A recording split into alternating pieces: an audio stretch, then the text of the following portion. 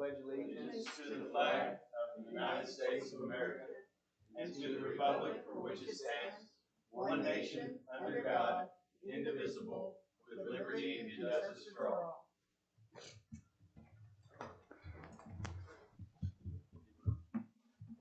Now it's a special meeting. That's it. Okay, well, now we're going to talk about the airport runway project. Who wants to take off? Well, I went and reviewed what's out there Mm-hmm. based on one of the things we have to consider. Tim, will you turn your microphone on? Thank you, Brent. So yeah, Mr. Mayor, I pulled the lease. Diane pulled the lease agreement. I think Josh got it as well because one of the questions that come up was on the apron for the Wardcraft hangar. Mm-hmm. And the agreement is still good through 2025. And the second paragraph of the agreement states on here that the city of Fort Scott will construct and maintain an apron and taxiway sufficient to support the loads, et cetera, et cetera. I mean, there's. Yep, that's the way I understood it. Construct and maintain taxiway sufficient to support load stress operation.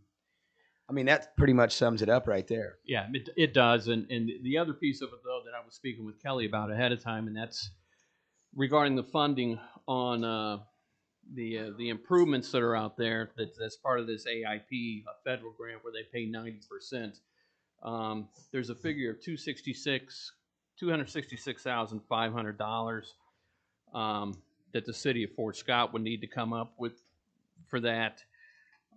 Currently within our budget, we had for an airport runway expansion. So I think if we take those funds out, they won't be able to use for the expansion at the airport. But for this project, and I think we all got this balance sheet at the last meeting, and Kelly said he confirmed with Devin that with the put-ins and the takeouts, it comes to $287,569, which would cover the $266,000 wanted for the grant, but with the new apron at the Wardcraft hangar, we were what, Kelly, 15,000 that the city would still need to come up with all in.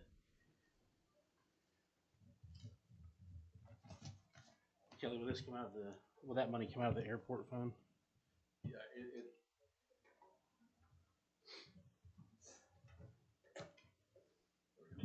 It'll come out of the grant funds that were set aside for the airport. And wasn't there a chance still that they would pay? Have we heard back on that, Seth? Seth, are you there? Yeah. When will we find out whether or not they were going to cover the whole thing? I haven't heard back from him yet. I actually forgot to check on that today.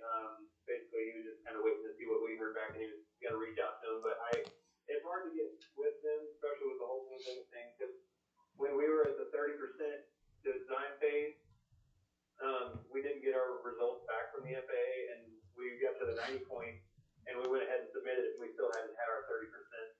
So they just gave us our stuff back at the last minute. So trying to get a hold of them ever since COVID kicked off has been a nightmare. So he may not even heard back from them yet. Okay.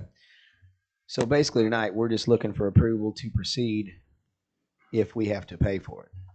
I think probably and what would be in the best interest of the city is to go ahead and add it, and then if they don't approve it and pay for it, Seth, do you know if Brian said that we could just kick that out if they don't approve it, and then just mill it on and just blend it, and not do that apron?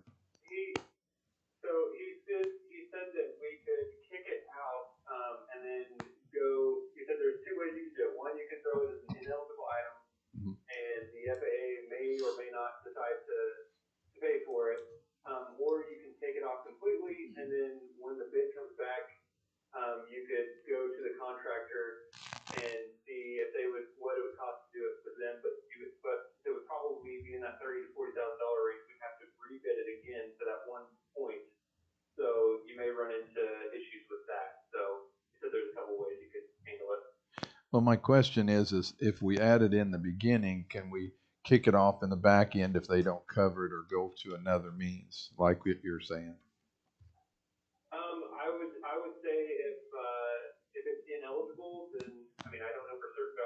ineligible, then we either have to fund it or, I mean, we'd be funding it ourselves either way. Yeah, so we could kind of decide at that point in time what we want to do. Yeah, and that's what I was going to say. I think that's the smartest way to go. Go ahead and throw it all in. Yeah. And then we'll decide. See what you can get, and then if it doesn't, we'll decide then. Does that make sense to you, Seth? Did you hang up on us, Seth?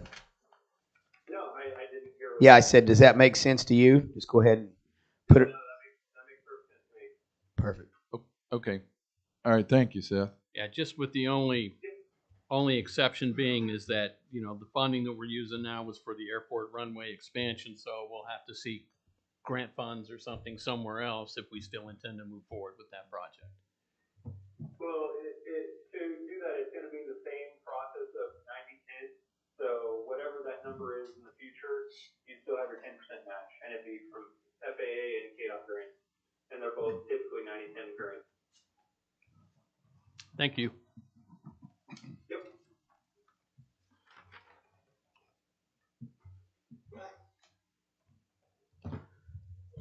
You like that, Pete? Can you hear us? Yes. So, what are we looking for? A motion? Motion to move forward? Anyone want to make a motion? Go ahead. Was that a motion, Pete? No, you go ahead and make the motion. I'll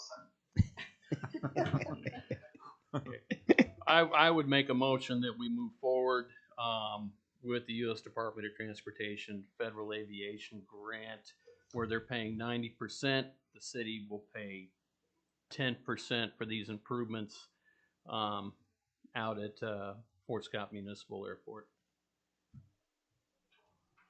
Second. I'll second that motion. We got a third. Pete Allen. Pete? Yes. Okay. Josh Jones? Yes. Tim Van Hookey? Yes. Matthew Wells? Yes. Kevin Allen? Yes. Motion to adjourn. Motion to adjourn. Second. Matthew Wells? Yes. Tim Van Hookey? Yes. Josh Jones? Pete Allen? Yes. Kevin Allen? Yes.